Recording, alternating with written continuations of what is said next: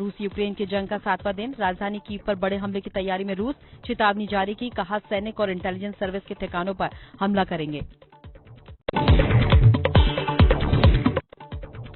रूस ने यूक्रेन के खेरसान शहर पर कब्जा कर लिया है। रूस ने दावा किया कि जबरदस्त बमबारी के बाद शहर पर रूसी सैनिकों ने पूरी तरह से कब्जा किया। खेरसान पहला ऐसा राज्य है जिस पर कब्जे का दावा रूस कर रहा है।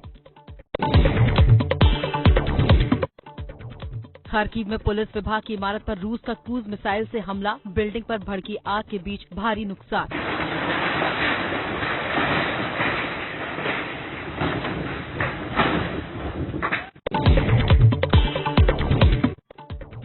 रूसी मिसाइलों की जद में अब वहां के अस्पताल भी आ रहे हैं। जाइटोमिर शहर में एक मैटरनिटी हॉस्पिटल पर कैलिबर मिसाइलों से हमला किया गया। हमले में इमारत तबाह हो गई और आसपास की इमारतों में आग भड़क उठी। यूक्रेन के मेलिटोपोल शहर में अद्भुत तस्वीरें आई सामने। रूसी फौजों को निहत्थे यूक्रेनी नागरिक रोक रहे हैं। बड़े बड़े ट्रकों को धक्का मारकर पीछे खदेड़ा गया। मजबूर होकर एक रूसी सैनिक फायरिंग शुरू कर देता है। इस पर भी यूक्रेनी नागरिक डटे रहे।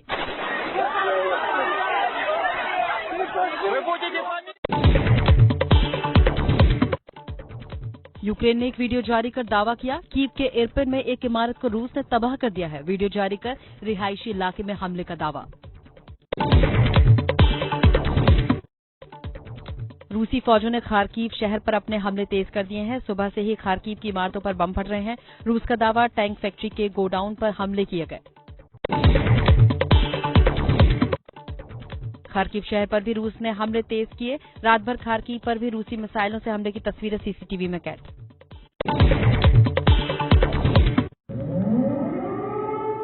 यूक्रेन की राजधानी कीव पर बड़े हमले का खतरा है। इसके चलते थोड़ी थोड़ी देर में खतरे का सायरन बजता है। लोगों को नजदीकी शेल्टर होम में जाने की सलाह।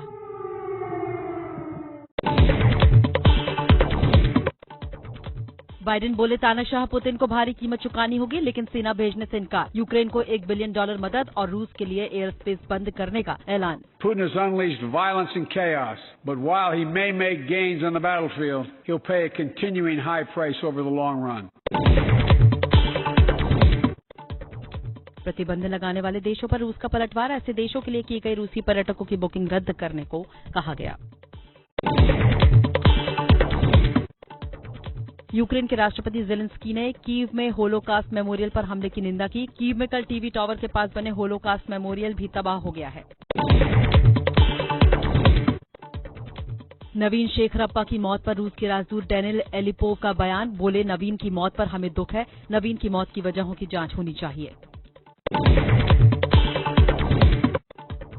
रूस यूक्रेन युद्ध के बीच कच्चे तेल की कीमत रिकॉर्ड ऊंचाई पर पहुंच गई है। कच्चे तेल की कीमत $112 प्रति बैरल हो गई। 2 जुलाई 2014 के बाद पहली बार इतने ऊंचे स्तर पर पहुंचा है कच्चा तेल। आज सुबह हंगरी के बुडापेस्ट से भारतीय छात्रों को लेकर इंडिगो की एक फ्लाइट दिल्ली पहुंची। फ्लाइट में 220 भारतीय वापस लौटे। एयरपोर्ट पर केंद्रीय मंत्री जितेंद्र सिंह ने बच्चों का किया स्वागत। भारत माता की जय, भारत माता की जय, भारत माता की जय।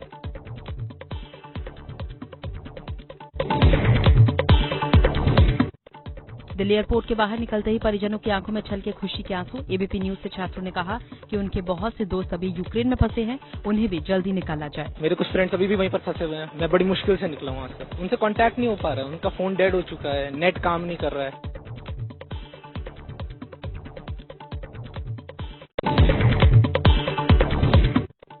यूक्रेन में फंसे 20,000 लोगों में अब तक 4,000 भारतीयों की वतन वापसी हो चुकी है। हम लोग जो है आई थिंक काफी लकी है कि हम लोग जल्दी आ गए। तो और भी काफी सारे बच्चे हैं वहाँ पे। अभी जो इनिशिएटिव ले रहे हैं वो लोग जल्दी ले रहे हैं। सो होपफुली वो निकाल लेंगे, क्योंकि बॉर्डर्स पे काफी लोग फंसे हुए हैं।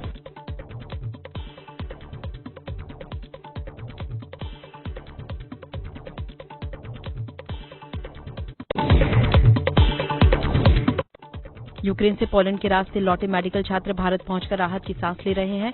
यूक्रेन से यहां तक के सफर का जिक्र कर वो सिहर उठते हैं। बॉर्डर तक हम पहुंच गए कैसे भी करके। फिर इंडियन गवर्नमेंट ने हमें हेल्प किया। हम दो नाइट बॉर्डर पे खड़े थे। -डिग्री में थे हम उधर। पूरी रात हम उधर ही थे। सब बच्चे ठंड में, हमारे पैर नम हो गए थे।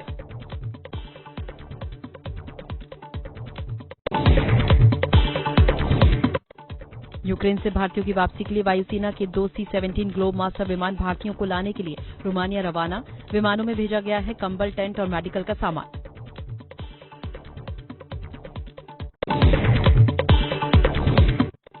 यूक्रेन और आसपास के देशों में फंसे भारतीयों के लिए भारत ने सहायता सामग्री भेजी है। इनमें कंबल और टेंट शामिल है। एनडीआरएफ के वाहनों के जरिए इन्हें हिंडन पहुंचाया गया।